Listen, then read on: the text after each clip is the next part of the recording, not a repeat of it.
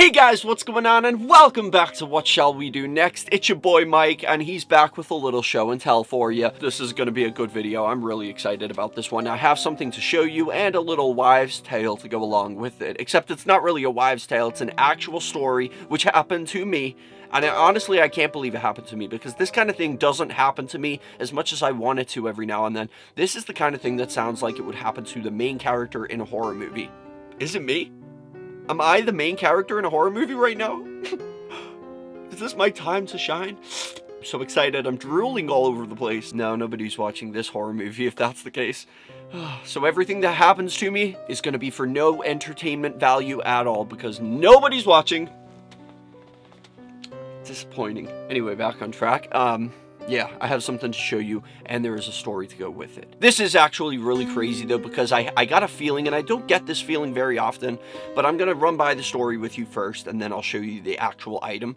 But the other day, on Monday, I was shopping for a present for a friend, and I found the present for said friend, and on the way home, I passed by an antique store, and I decided to stop by there. I don't know why. I've maybe been in that antique store once, and it was years ago, I think like 2014, and I don't know why. I guess I was feeling like I had some time to kill. I'm not really sure what I was feeling, but I had this urge to go inside the antique store and check it out and just take a look around. I didn't really go in there with anything in mind. I just thought it would be fun to take a look at some old stuff, like old, maybe potentially creepy haunted dolls or something. Whilst I was inside this antique store, I was looking around. I was in there for a little bit. There was like an old guy behind the counter. I was talking to him a little bit.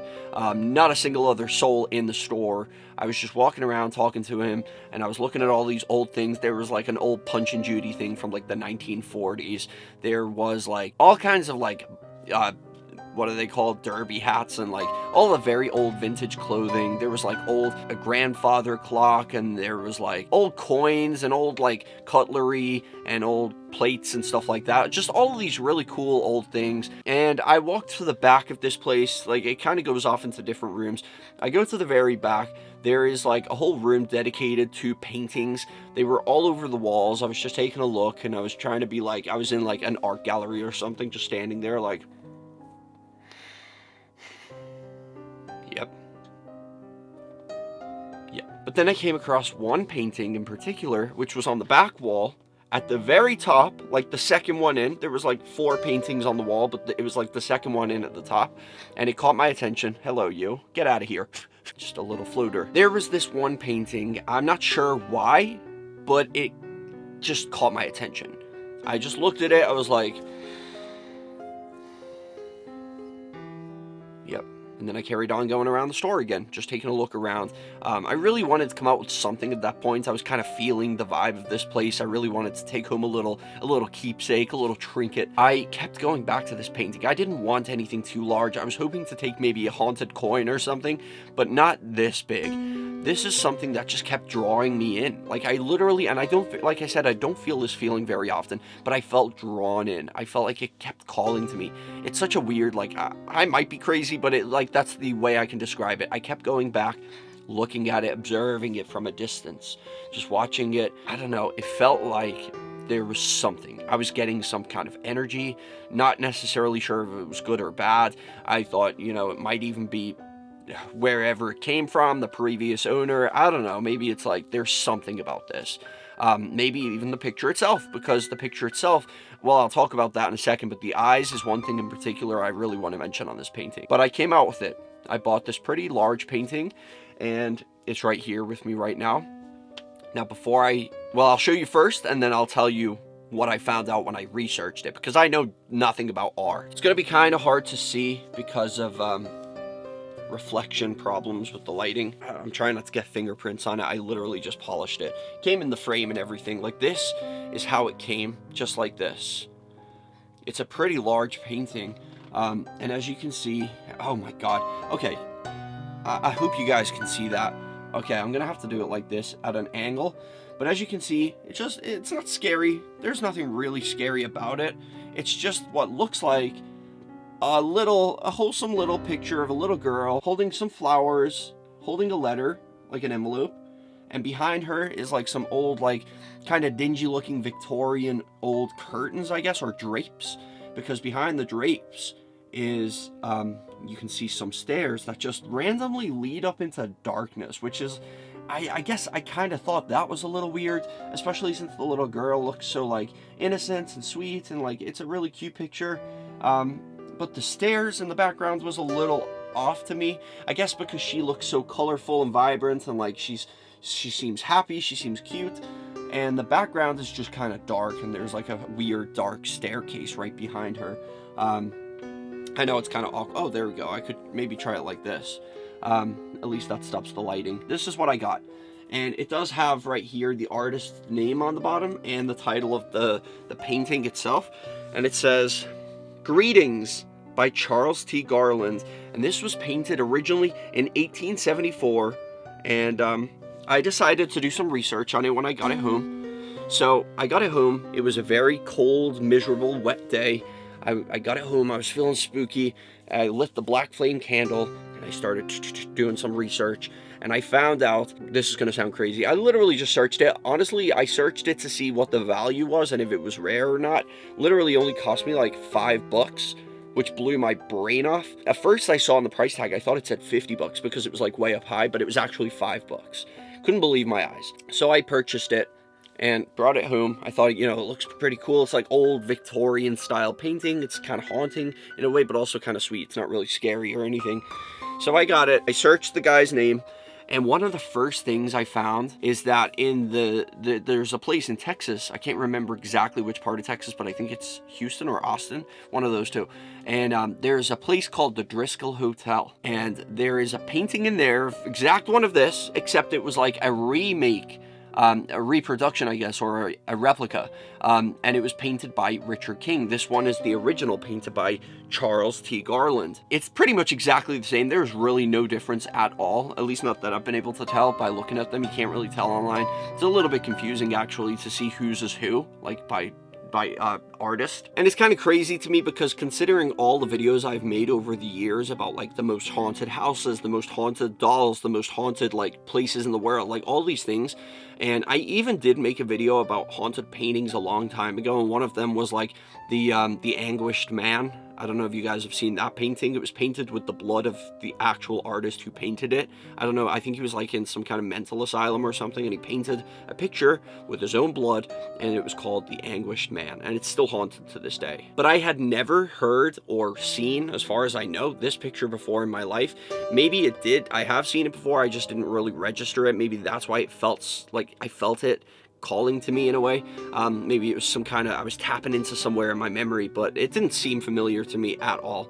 So I purchased it, and like I said, I started doing research, found out it is possibly the, I say the as in like, it's not one of the, it could be the most haunted painting in the world. When I read that, I got like literally every hair on my body just stood up, because it said, like, the more I researched it too, and like it started off with like the Driskill Hotel one, people guessed at this hotel were having experiences whenever they were like looking at this painting in the hallway, and they were having like really crazy sensations of being lifted up even though they weren't, feeling nauseous, feeling dizziness, feeling tired, like feeling all of this, like fatigue, sick, all of this stuff. People were getting like literally made sick by this painting. Now, what happened in that hotel a long time ago, a little girl named Samantha had fallen down the flight of stairs to her death while chasing a ball. But it's not actually Samantha in the picture, but they put the painting up to commemorate the girl that died at this hotel. And it's obviously got stairs in the background, the little girl in the picture. So they originally believed that the painting became haunted because of the girl. Like, she kind of connected her soul to the painting. But, my friends, this is where it gets even crazier. In that case, it would just be the one at the hotel, right? That's haunted. But it's all of them. It said anyone who owns one of these paintings is like basically haunted, or possibly even cursed. They were saying about the actual, it's not like the physical one particular painting at that hotel that's haunted. It's the painting itself. And no matter who has it, will experience something of some kind, whether it's like haunting stuff or just bad luck and like a lot of people. But the more I looked into it, it started to get real dark to the point where it was freaking me out, because I didn't know all this before I bought it. So I had no, preparation. I wasn't mentally prepared to like take this in. Like if I buy a haunted doll, it's because I'm ready. I'm like prepared for what I'm about to experience. With this, it was all just a surprise. I sat there reading this stuff. The more I read, the crazier it got. It was talking about how like a lot of people found this out about the hotel one, because it went viral at one point, and people started like writing in saying, my God, my grandpa had one of these hanging in his house, and my grandparents had one of these, and like somebody bought one of these. My friend bought this for me because like it looked like my daughter or something, as a gift.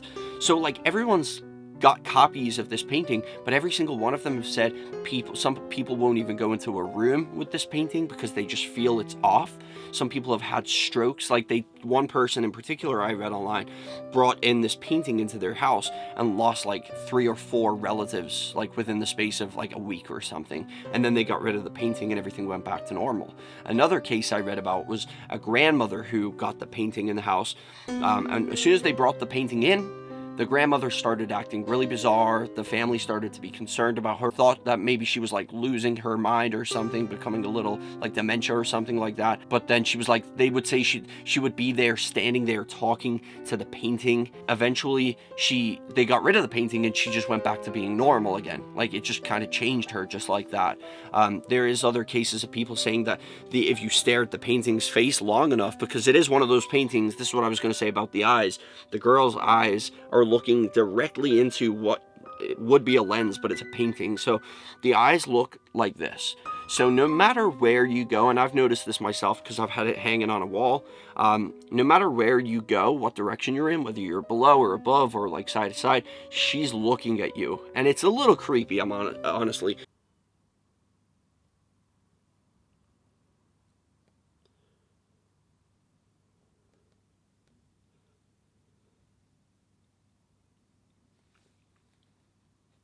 I just got the weirdest feeling, just like an overwhelming like chills all over me and everything just looking at that. Wow. Okay. Anyway, back on track. But yeah, I definitely have been feeling vibes from this. I can't lie. Like the night that I brought this to my house, I definitely had a hard time like relaxing, even throughout all of the house. I left this upstairs while I was downstairs, and I could just feel so uncomfortable. I just felt like something was wrong. Didn't feel alone, felt like I was being watched. And it was just maybe that stuff that I've been reading had gotten to my head. I don't know. But even still, it's been a couple of days now, and I still feel I'm just getting an energy from it. It's such a weird feeling. But there is also, like I said, there's people who've said about the eyes.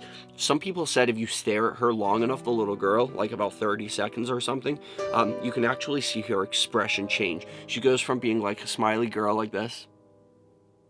Some people said she looks angry. Some people think she looks sad.